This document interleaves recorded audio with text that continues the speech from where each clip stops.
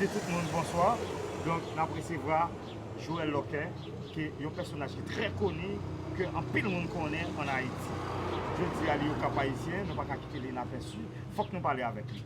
Joël Loquet, bonsoir. Comment nous est? Bonsoir Aubrin, bonsoir tous les amis téléspectateurs et téléspectatrices qui regardent nous live sur Aubrin TV Live.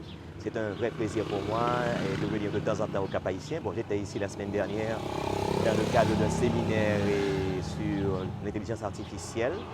Je suis retourné à Port-au-Prince et là je suis revenu ce matin dans le cadre d'un voyage pour aller à Cuba comme conférencier dans un festival culturel organisé par Casa de Cuba à Santiago de Cuba. Donc, moi, profiter chaque temps au Cap. C'est toujours un plaisir de rencontrer les confrères journalistes et puis pour nous parler de tout et de rien. Voilà. C'est très bien. En fait, Joël Loquet, comme c'est la première fois nous-mêmes nous apprécions pour le micro ou un TV Live, nous faut parler avec nous. Qui est Joël Loquet? Ou bien 2 minutes comme ça. Bon, parler de Joël Loquet, ça prendrait toute une journée, mais laissez-moi essayer de résumer un petit peu. Bon, moi c'est Joël Loquet. Alors, à ne pas confondre avec Jojo Loquet. C'est deux mondes différents. Moi c'est Joël.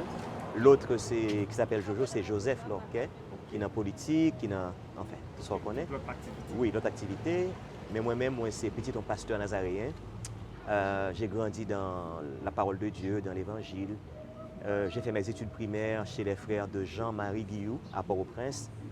Et ensuite, je suis allé dans le lycée Firmin, moi fait études secondaires. Et après, moi j'ai étudié faculté des sciences humaines, côté que moi fait une licence en communication sociale. Et après, je suis fait en maîtrise à la faculté d'ethnologie d'Haïti au département des sciences du développement, le DSD. Et ensuite, moi j'ai fait un doctorat en communication collective avec AIU, Atlantic International University, qui est basée à Hawaï, mais qui a des facultés également aux États-Unis. Bon, j'étais dans la graduation, ça a 3 ans, c'est une bonne mémoire, mais c'était à Miami.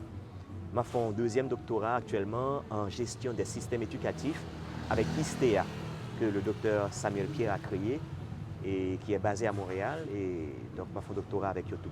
Et côté études, bon, j'ai fait beaucoup de stages pratiques en France. J'ai étudié au CFPJ, le Centre de formation et de perfectionnement des journalistes à Paris. C'était en 86.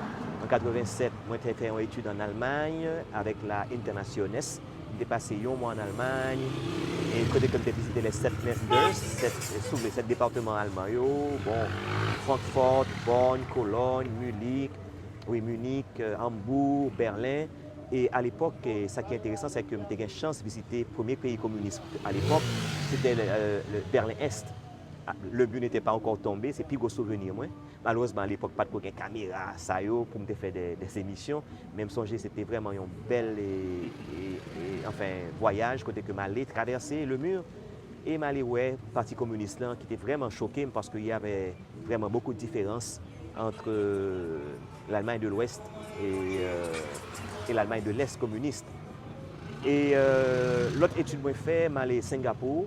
J'ai étudié avec la Aga Institute Leadership.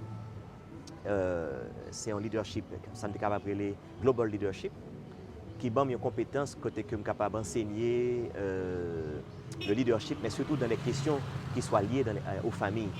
Comme vous remarquez, moi j'ai une éducation pluridisciplinaire, qui fait que je suis capable de parler de plusieurs choses. Mais comme nous n'avons pas grand temps, je suis capable de continuer, mais je pense que ça est capable de suffire pour avoir une idée. Mais en ce côté culturel, je chante tout.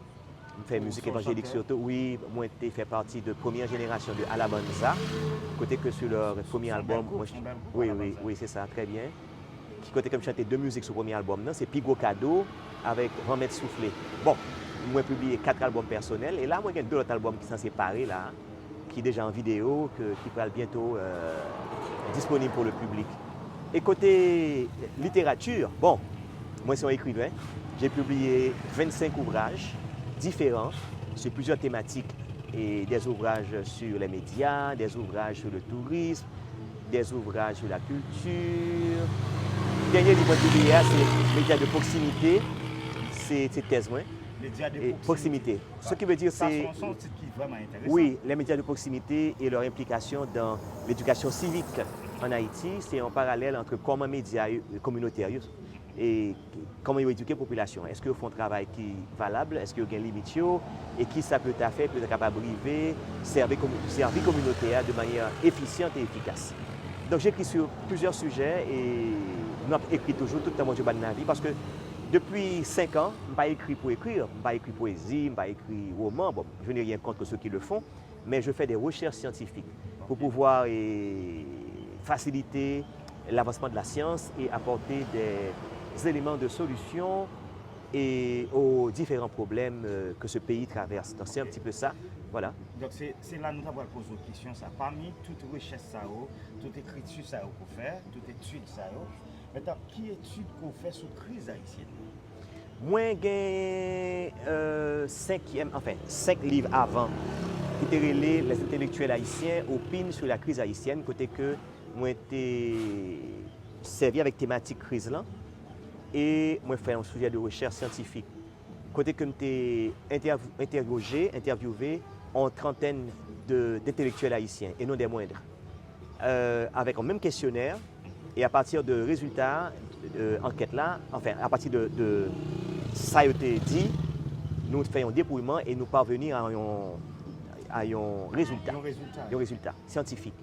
Bon, dans la recherche, je ne vais pas citer tout le monde, mais on a eu Michel Souka, on a eu Adi Jean Gardi, Arnaud Antonet. Oui, non. Les meilleurs intellectuels, bon, je ne me rappelle pas de tous les noms, malheureusement, mais il y en a eu beaucoup. Et on a découvert dans les résultats que le plus grand problème d'Haïti aujourd'hui, c'est l'éducation. Et que si un gouvernement quelconque voulait changer Haïti, il faut commencer par l'éducation. Bon, évidemment, il y a eu d'autres problèmes qu'on avait soulevés, par exemple, le problème de la classe économique qui cause problème que nous gagnons, qui est une classe qui n'est pas visionnaire. Il y a une classe qui disparaît, classe pauvre, classe moyenne. Non, je voulais parler du secteur privé surtout. Oui, secteur privé. Oui, secteur privé qui n'a pas de vision pour Haïti, contrairement au secteur privé dominicain, qui fait des villages, qui contribue au développement de leur pays. Le secteur privé a beaucoup de responsabilités dans ce qui se passe aujourd'hui. Il n'a pas de vision jusqu'à maintenant. Il n'y a pas de libre concurrence. Mais la vraie découverte qu'on a faite dans la recherche, à part de l'autre SAIO, c'est l'éducation. Ça veut dire que si on veut changer Haïti aujourd'hui, il faut investir dans l'éducation. Et mais à quel niveau? À partir de la base, pour nous inculquer une autre mentalité. Ça prend du temps. Éduquer, ça prend du temps. C'est un système que nous avons fait. Oui, ça prendra du temps, mais on peut commencer. Parce que le problème que nous avons en Haïti, c'est la mentalité. Façon nous penser. Nous pas agir, nous pas remettre une l'autre. Nous plus prêts à critiquer, à dénigrer. Au moins faire télévision, la marché, on va dire ah ouais, on va pas rien là, c'est temps l'a perdu, c'est son cap copier comme si c'est ça la mentalité d'aujourd'hui. Nous pas de solidarité, nous pas une vision commune. Donc maintenant, la recherche a permis de découvrir qu'il faut, si on veut changer Haïti aujourd'hui, investir dans l'éducation pour pouvoir changer de paradigme, changer de vision, changer de conception et pour nous gagner l'amour du prochain, le patriotisme. Et bref, pour nous aimer Haïti, vraiment. C'est tout ça que nous manquons. C'est comme si nous ne pas basés sur un plan social, économique. Ouais. Pas basé sur ça. Mais quand on dit éducation, là, ce n'est pas l'éducation seulement formelle qui se fait à l'école, mais c'est aussi le non formel qui se fait partout.